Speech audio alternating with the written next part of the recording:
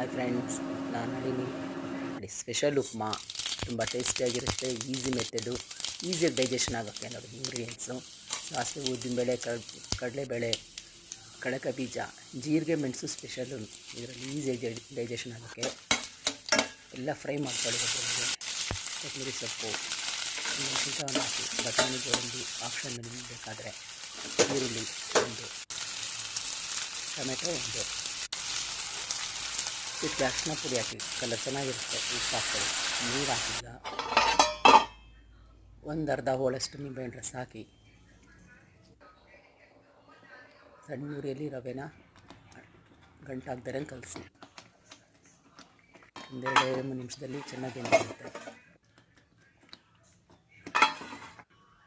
Plate ಮುಚ್ಚಿ ನೋಡಿ, 2 ನಿಮಿಷದಲ್ಲಿ ಸ್ಪೆಷಲ್ ಆಗಿರೋ ಉಪ್ಪಿಟ್ಟು ಈಸಿ ಡೈಜೆಷನ್ ಆಗೋದು.